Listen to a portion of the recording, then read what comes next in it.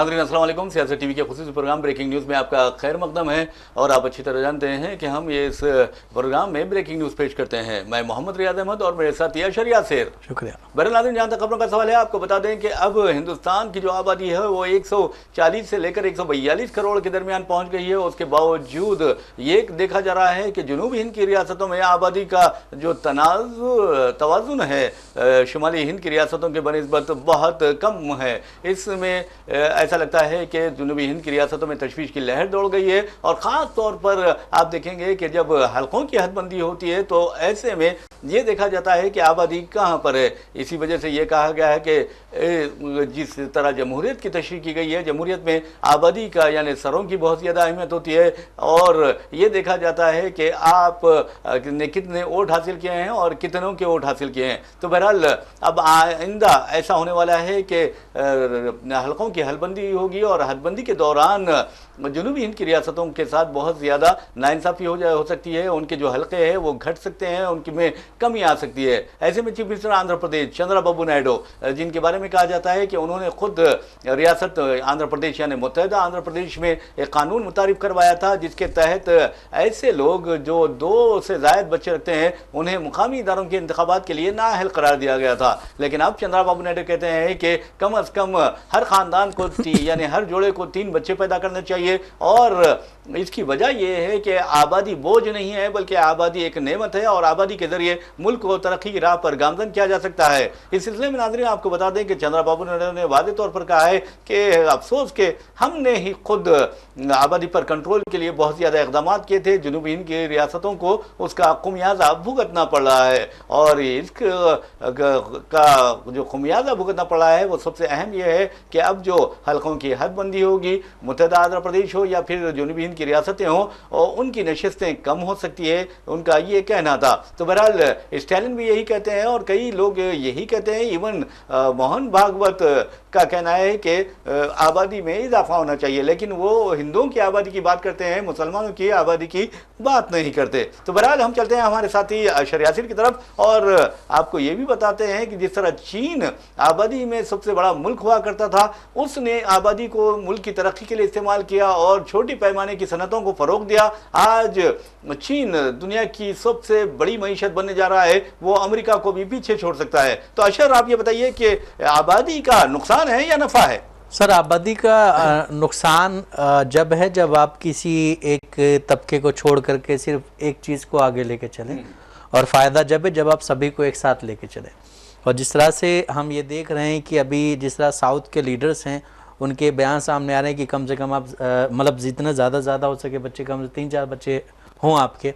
उसी तरह से पहले यहीं से कम आबादी की वो भी की गई थी कि आबादी कम होनी चाहिए, लेकिन जब आप जो है परिसीमन वाला जो पूरा वो आया है जिसमें सीटें कम होने वाली चीज़ें आई, तब फिर जो है पॉलिटिशियंस जाग रहे हैं और पॉलिटिशियंस जाग रहे हैं, अपोजिशन वाले भी और सत्ता पक्ष वाले भी।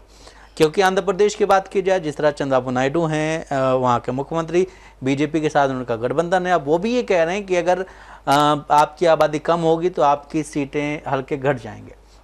उसको लेकर के एक टेंशन पैदा हो गई है। लेकिन अगर बात की जाए ज़्यादा आबादी होने की, तो ज़्यादा आबादी होने से बहुत सारे फ़ायदे भी होते हैं, लेकिन नुकसानात सिर्फ वही लोग गिनाते हैं जो सिर्फ एक तबके की आबादी ज़्यादा होने की बातें कर रहे होते हैं। उनका ये कहना होता है कि अगर एक तबके की आबादी ज़्यादा होगी तो फिर हमारी आबादी कम हो जाएगी और ये फिर आगे चल के हमारे पे जो है हुकूमत चलाएंगे। और जिस तरह से बयानात सामने आते हैं, बहुत सारे टीवी चैनल्स में आप देखेंगे कि हेडलाइंस लगी होती हैं उल्टी सीधी और बहुत सारे लीडर्स इस तरह के बयान देते हैं। हर चीज़ में आप जो हैं सिर्फ धर्म को जोड़ने की बात करते हैं और हिंदुस्तान की जो भाईचारगी है, एकता है, उसको तोड़ने की बात करते हैं। लेकिन आप ये भी देखिए कि जिस तरह से चाइना तरक्की कर रहा है, चाइना की तरक्की जो है वो अमेरिका के सामने झुक नहीं रहा है, लेकिन हिंदुस्तान में अगर हिंदुस्तान पाकिस्तान की जंग होती तो उसको ट्रंप रुकवा देते हैं। उसके बाद ट्रंप ये कहते हैं कि हमने व्यापार का वो दे करके इनसे जंग रुकवाई। तो अगर आपकी आबादी ज़्यादा होगी, और आपकी आबादी ज़्यादा होने से मतलब ये नहीं है आपकी आबादी ज़्यादा हो और यहीं रहे, ये नहीं कि आपकी आबादी बहुत ज़्यादा और वो सब यहाँ से वहाँ पलायन कर जाएं, किसी और कंट्री में चले जाएं। यहाँ रह कर के अगर वो यहाँ पे काम करेंगे तो उससे जो है रोज़गार पैदा होंगे और लोगों के पास जो गरीबी है वो भी कम होगी। लेकिन जब आप यहाँ से कोई यहाँ पे पैदा हुआ, यहाँ उसने जो अपना कारोबार शुरू करके वो फिर वहाँ यहाँ से लेके कहीं चला गया, तो वो कहीं ना कहीं फिर हिंदुस्तान के लिए मुसीबत खड़ी कर सकता है। हिंदुस्तान में जो गरीबी है वो और ज़्यादा होती रहेगी। जिस तरह अभी आपने मोहन भागवत का जिक्र किया, उसी तरह से नितिन गडकरी ने भी अभी कुछ दिनों पहले कहा था कि जो गरीब है वो गरीब होता जा रहा है और चंद लोग हैं जो अमीर होते जा रहे हैं। जी, आपने सही कहा। वैसे भी नितिन गडकरी आप देखेंगे कि बड़े सनतकार भी हैं, उनके बच्चों की बड़ी बड़ी कंपनियां हैं, बैरूनी ममालिक में उनका कारोबार फैला हुआ है। तो आप अंदाज़ा कीजिए कि किस तरह बीजेपी कायदीन बात एक करते हैं और काम एक करते हैं। वैसे भी वज़ीर आज़म नरेंद्र मोदी के बारे में भी ये मशहूर है कि उनका कहना और करने में बहुत ज़्यादा फ़र्क पाया जाता है, यानी कौल व फ़ेल में तसाद पाया जाता है, ये कहा जाता है। तो बहरहाल आपको बता दूँ कि मोहन भागवत ने भी हिंदुस्तानियों को मशवरा दिया था कि अपने बच्चों की तादाद में इजाफा करें या ज़्यादा बच्चे पैदा करें। यह अलग बात है कि आरएसएस के अक्सर जो कायदीन है ना वो शादी करते हैं, ना बाप बनते हैं और ना ही उनका खानदान होता है। इसी तरह हमारे वज़ीर आज़म नरेंद्र मोदी को ले लीजिए, फिर आप देखेंगे चीफ मिनिस्टर योगी आदित्यनाथ को ले लीजिए। अगर आपके पास बीवी बच्चे होंगे, ये कानून है, ये दस्तूर है, ये फितरी अमल है कि अगर आपके घर में बीवी बच्चे होंगे, माँ बाप होंगे, भाई बहन होंगे, तो एक खानदान नजर आएगा। वहाँ पर खुशियाँ होंगी, वहाँ पर आप देखेंगे कि नाराजगियाँ होंगी, प्यारी प्यारी यानी दूरियाँ होंगी, फिर उसके बाद खुरबतें होंगी। तो इसमें बहुत ज़्यादा मज़ा आता है। यानी नाराज़गी के बाद जब खुरबत बढ़ती है तो बहुत अच्छा लगता है। और अगर बच्चा आपके सामने शरारत करता है, हंसता है, खिलखिलाता है, तो आपका दिल खुशी से फूले नहीं समाता। तो ये होता है आबादी का फ़ायदा। लेकिन आप अंदाज़ा कीजिए कि पहले तो बीजेपी कहती है कि आबादी में इजाफा ना किया जाए, अब कहती है कि आबादी में इजाफा होना है। अब खुद उनके एक इत्तेहादी चंद्रबाबू नायडू ने यह पुरजोर अंदाज में कह दिया है कि जनूबी हिंद में आबादी बढ़ाना बहुत ज़रूरी है और वो इस सिलसिले में बहुत जल्द उन जोड़ों के लिए जो 3 से ज़ायद बच्चे पैदा करेंगे उनके लिए खुसूसी मुराती पैकेज का ऐलान करने वाले भी है। तो आप अंदाजा कीजिए कि किस तरह हमारे मुल्क को मजहब की बुनियाद पर बांटने या तकसीम करने की कोशिश की गई और यह कहा गया कि मुसलमानों की आबादी बहुत तेजी से बढ़ रही है। अगर मुसलमानों की आबादी तेजी से बढ़ रही है तो फिर आप क्या कर रहे हैं, ये सोचने वाली बात है। जो भी इस तरह की बात करता है उसे खुद अपने गिरिबा में झांक कर देखना चाहिए कि आखिर वो कहां पर नाकाम हो रहा है। क्या उसमें इस बात की सलाहियत नहीं है कि वो बच्चे पैदा कर सके, या फिर वो जानबूझकर सुस्ती वो काहली कर रहा है, जबकि इस मामले में सुस्ती वो काहली की कोई जरूरत नहीं होती, बल्कि यहाँ पर जोश देखा जाता है, जज्बा देखा जा सकता है और फिर आपकी ताकत देखी जाती है, आपका स्टैमिना देखा जाता है। तो बहरहाल आबादी बहुत अहम होती है। ये हमारे वज़ीर आज़म नरेंद्र मोदी को भी सोच लेना चाहिए, उनकी काबीना को भी सोचना चाहिए, आरएसएस को भी सोचना चाहिए। लेकिन ये नहीं सोचना चाहिए कि आबादी सिर्फ किसी एक मजहब के बढ़ने मानने वालों की बढ़ाई जाए और दूसरे मजहब के मानने वालों को आबादी से रोका जाए, क्योंकि आबादी का बढ़ाना का जो काम है वो सबका है और सबका हक है। तो बहरहाल जहां तक चंद्रबाबू ने बात कही है, आपको बता दूं यासिर, जो चीन की आबादी है हिंदुस्तान से बहुत ज्यादा हुआ करती थी, अब बराबर हो गई है और हो सकता है कि हिंदुस्तान बहुत आगे निकल जाएगा। लेकिन चीन ने अपनी आबादी को जिस तरह पैदावार के लिए इस्तेमाल किया, जिस तरह सनती पैदावार है, मैन्युफैक्चरिंग यूनिट्स वहां पर कायम किए गए, घरेलू सनतें कायम की गई और आज आप देखेंगे कि हिंदुस्तान ही नहीं बल्कि दुनिया भर की मार्केट्स में चीनी सामान जो है वो आपको देखने को मिलता है। अब हिंदुस्तान में देखिए जो मोमबत्ती होती है वो भी चीनी है, पटाखे जो होते हैं, आतिशबाजी जो की जाती है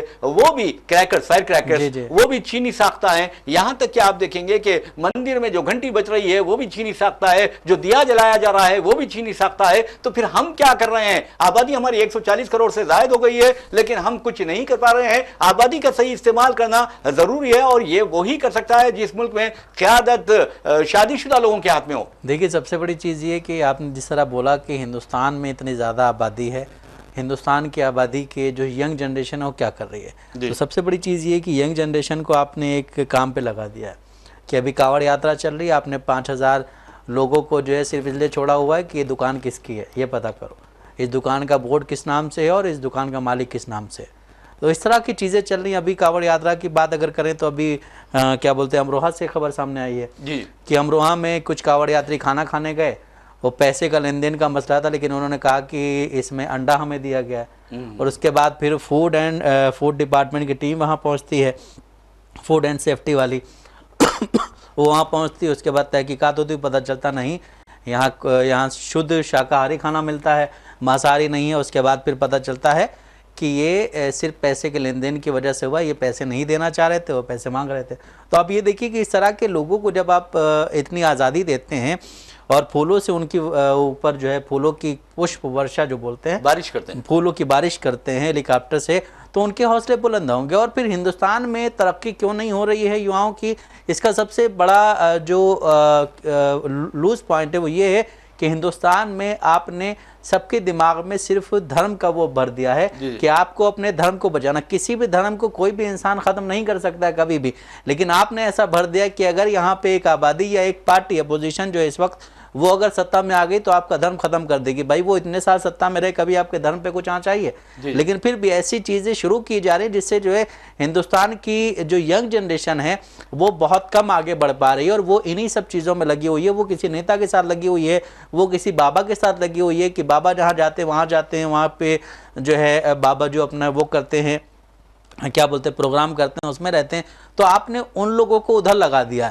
आप अगर उनको एजुकेशन में लेकर के आए, हेल्थ में लेकर के, एजुकेशन में अगर वो आएंगे, उसके बाद वो और फील्ड में जाएंगे तो हिंदुस्तान में एक तरक्की याफ्ता मुल्क बन सकता है वो। लेकिन जब आपने ऐसी चीज़ों में उन्हें लगा दिया है, वो अपने रूट ही भूल गए कि हमें किस रोड पे जाना है, हमें आगे क्या करना, उनको कुछ नहीं पता। उनको बस ये पता है कि अगर मोदी जी देश के प्रधानमंत्री बने रहेंगे और बीजेपी की देश में सत्ता रहेगी तो हमारा हिंदू धर्म जो है वो संकट में नहीं रहेगा। और वैसे देखेंगे आप, अगर इस मज़हब की बात करते हैं, मज़हब को आड़े लाते हैं, मज़हब को दरमियान में लाते हैं, तो ये गलत बात है। मिसाल के तौर पर आप देखेंगे कि हिंदुस्तान की खुशकिस्मती ये है, और वज़ीर-ए-आज़म नरेंद्र मोदी को शायद इसका पता नहीं है, या फिर RSS या बीजेपी वालों को इसका पता नहीं है कि जिस अंदाज में हिंदुस्तान की आबादी बढ़ रही है वो जहमत नहीं बल्कि रहमत है। और आपको ये भी बता दूँ कि इस कुर्रे अर्ज़ पर अगर देखा जाए तो बूढ़ों की जो आबादी वाले ममालिक है उनकी तादाद में बहुत ज़्यादा इजाफा हो रहा है। चीन है, वहाँ पर जो आबादी है वो बूढ़ी होती जा रही है। जापान अगर चले जाइए, वहां पर बूढ़ी आबादी होती जा रही है। और चीन को नुकसान इसलिए हुआ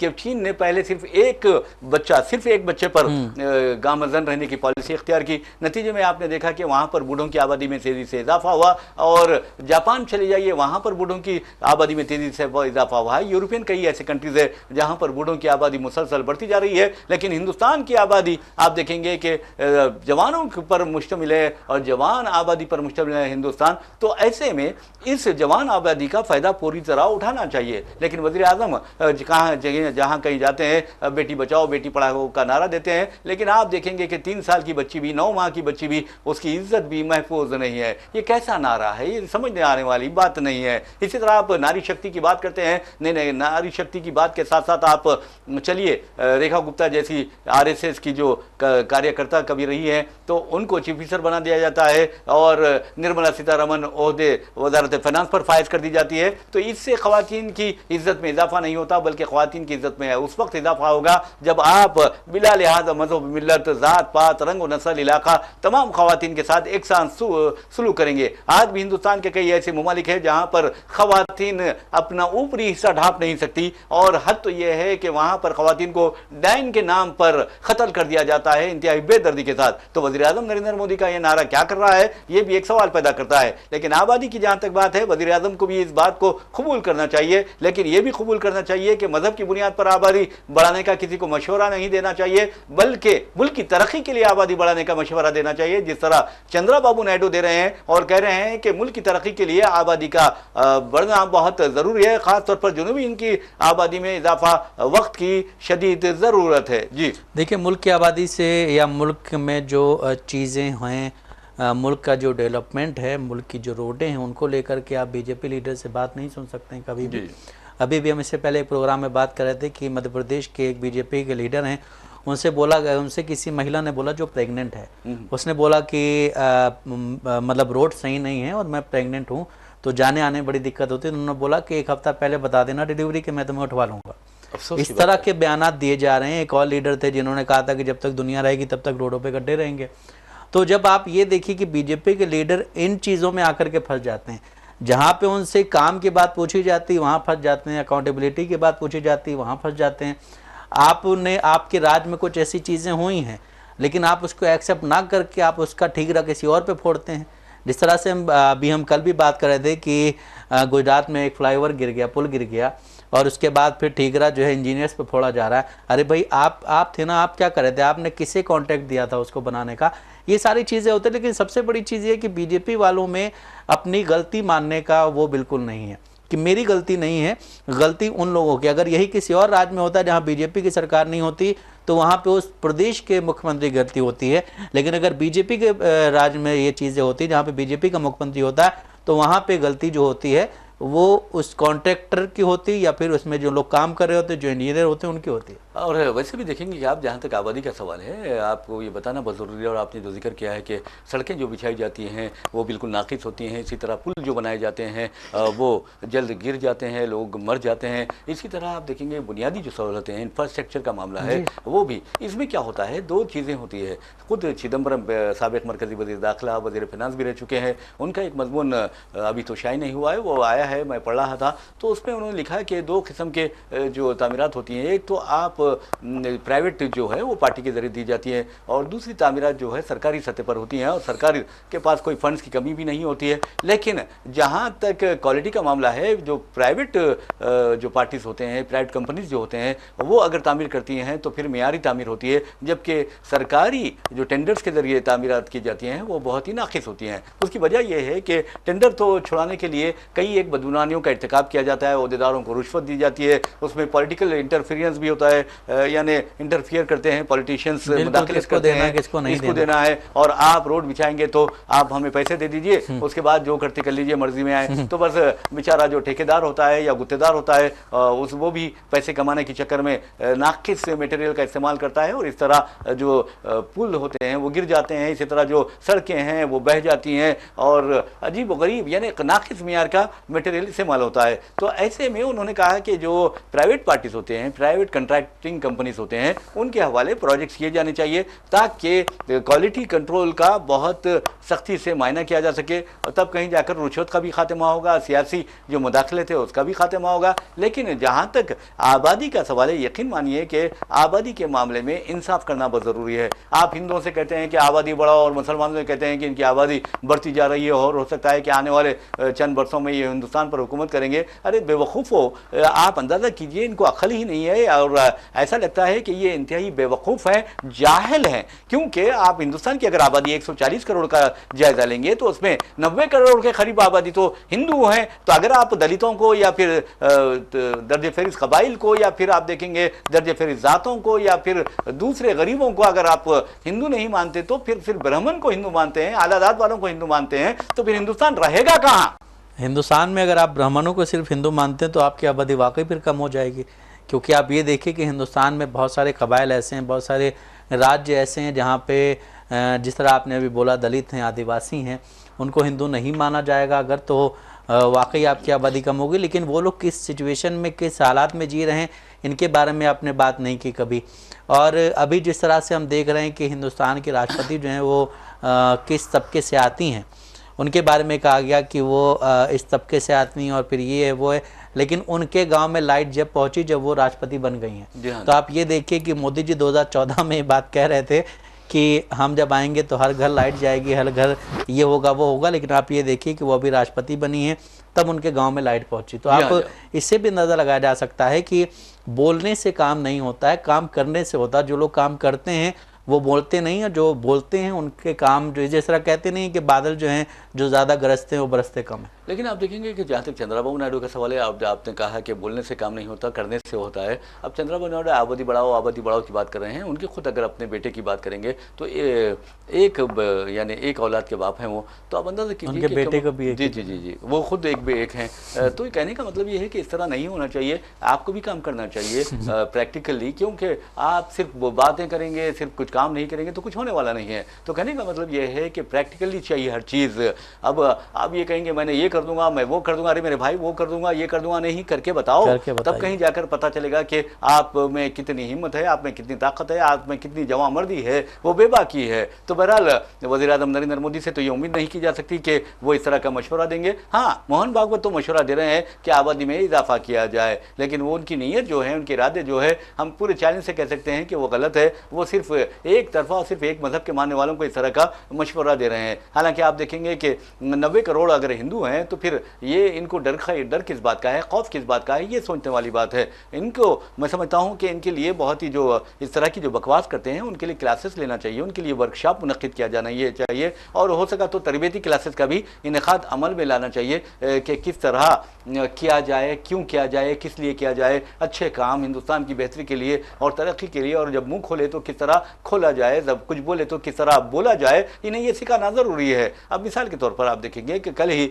मोहन भागवत ने कह दिया दो दिन पहले कि 75 साल के जो लीडर हुए हैं उन्हें रिटायर्ड हो जाना चाहिए। क्या उनमें हिम्मत है, मोहन भागवत में, क्या आरएसएस में हिम्मत है कि 17 सितंबर 2025 के बाद वज़ीर आज़म नरेंद्र मोदी को उनके ओहदे से हटा देंगे? बिल्कुल सर, ये कहना बिल्कुल मुश्किल है, क्योंकि आरएसएस ने ही ये कहा जाता है कि बनाया है। तो अगर आपने बनाया तो आप उखाड़ भी सकते हैं, लेकिन फिर मसले ये भी आ जाते हैं कि एक तरफ आप उनको विश्व नेता बता रहे हैं, और विश्व नेता जो हैं अभी 5-6 कंट्रीज़ में घूम के आए हैं। उसके बाद फिर आप देखिए 2014 से अब तक उनकी यात्राएं कितनी हो चुकी हैं, उसमें पैसा कितना खर्च हुआ है, और फिर जहाँ जहाँ भी वो गए हैं वो उन्होंने क्या क्या गिफ्ट दिए हैं। लेकिन सर आपको बताता हूँ, ये कानून आ रहा है, ये या हो सकता है कि डीपीडीपी कानून उसका नाम है। अच्छा। उसके तहत आप ये नहीं पूछ सकते कि वज़ीर आज़म नरेंद्र मोदी ने दौरा क्यों किया, वज़ीर आज़म मोदी के दौरे पर कितने रुपए के मसारिफ आए हैं, यहाँ तक के मरकज़ी वज़रा, रियासती वज़रा, आला जो सरकारी अहदेदार हैं उसके दौरे के बारे में भी आप नहीं पूछ सकते। इस तरह की पाबंदी आयद की जाने वाली है। एक RTI भी डाली गई थी जिसमें बात की गई थी कि मोदी जी जहाँ जहाँ जा रहे हैं उसमें कितना खर्च होता है, तो उसमें कहा गया कि आपको कोई हक नहीं बनता कि आप पूछें। लेकिन वहीं अगर एक गरीब किसान आपसे पैसा ले लेता है और लोन ले लेता है, वो लोन अदा नहीं करता, तो उसको आत्महत्या करनी पड़ जाती है।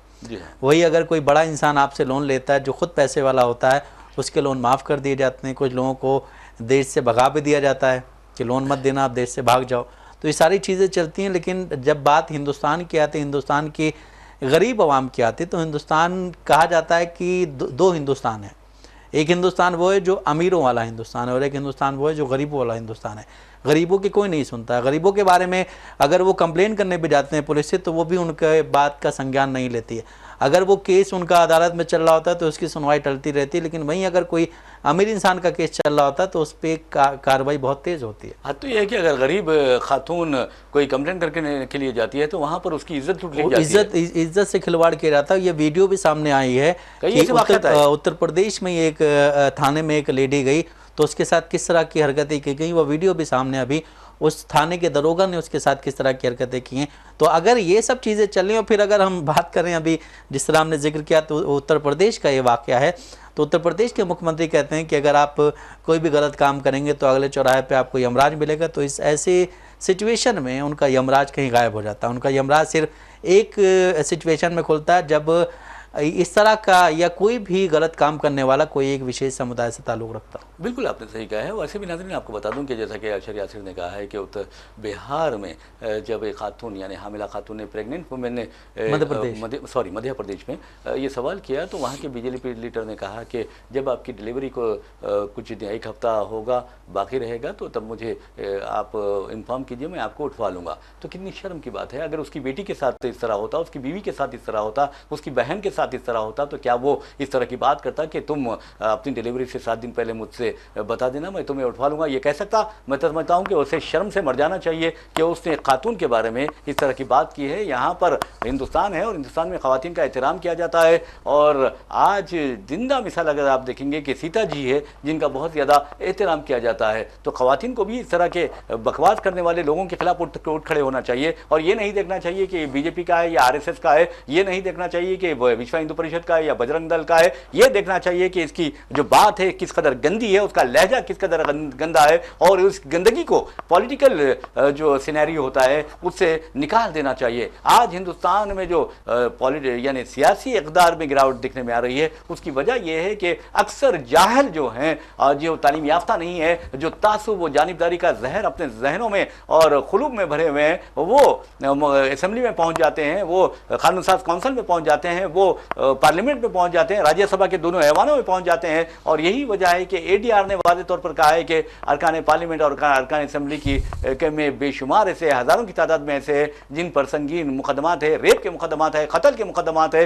इक़दाम कत्ल के मुकदमात है। तो इस तरह के जाहिल अगर जाएंगे तो फिर मुसलमानों को भी गाली देंगे, जैसा कि बीजेपी का एक रुकन पार्लियामेंट ने एक BSP के साबिक रुकन पार्लियामेंट को, जब तो कांग्रेस में शामिल हो गए, रमेश बिदूड़ी जी तो कांग्रेस में शामिल हो चुके हैं वो, दानिश, कमर दानिश की बात कर रहा जी, हूँ, जी। उनके साथ इस कदर गंदी बातें की कि हमारे स्पीकर साहब भी कुछ नहीं बोल सके और वो इतना कह सके कि आइंदा नहीं कहना, देख लेंगे, हम आपके खिलाफ कार्रवाई करेंगे। अरे मेरे भाई, उन्हें पार्लियामेंट में ठहर कर गलत बातें कर रहा है, गलीज बकवास कर रहा है, उसको लात मार के निकालने के आप कह रहे हैं कि हम आइंदा से मत करो, हम देख लेंगे। क्या देख लेंगे? हिंदुस्तान की तबाही देखेंगे या इस तरह के लोगों को तबाही और बर्बादी का सामान करते हुए देखेंगे या हिंदुस्तान में सियासी इक़्तिदार को देखोगे? ये एक सवाल है।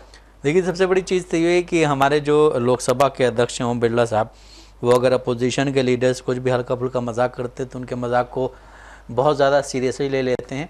लेकिन अगर वहीं सत्ता पक्ष के लोग, जिस पार्टी से वो खुद भी आते हैं, अगर उनके लीडर्स से कुछ भी बयान देते हैं तो उन बयानों को ये कह करके हटा दिया जाता है कि नहीं, ये रिकॉर्ड में नहीं रखा जाएगा और आइंदा से आप ऐसी चीज़ें ना करें। लेकिन अभी एक वीडियो और वायरल हुआ था जिसमें राहुल गांधी प्रियंका गांधी से मुलाकात कर रहे थे अंदर, तो उसमें ये कहा गया कि हम ये एक अनाउंसमेंट करना चाहते हैं कि जो प्यार मोहब्बत की चीज़ें, जो प्यार मोहब्बत आप दिखाते हैं वो बाहर दिखाइए, ऐवान के अंदर मत दिखाइए। जी हाँ, हाँ, अब मोदी जी से प्यार करेंगे तो वो दिखा सकते हैं आप अमित जी से प्यार करेंगे तो वो दिखा सकते हैं। अब अंदाजा कीजिए, आजम खान बहसीत रुकने पार्लियामेंट, उन्होंने एक खातून की तारीफ कर दी, हालांकि उस तारीफ के वो काबिल नहीं थी, लेकिन उर्दू जो ज़बान है वो बहुत ही शाइस्ता है, बहुत ही मीठी है, मिठास भरी ज़बान है। उन्होंने इस अंदाज में गुफ्तगू की, मैं तो कहता हूं कि अगर वो खातून के बजाय दूसरी खवातीन सुनती तो खुशी के मारे फूले नहीं समाती, क्योंकि उन्होंने बहुत अच्छे अंदाज में तारीफ की थी, बहुत ही प्यारे अंदाज में, एक भाई की तरह तारीफ की थी, एक उत्तर प्रदेश के रहने वाले की तरह तारीफ की थी।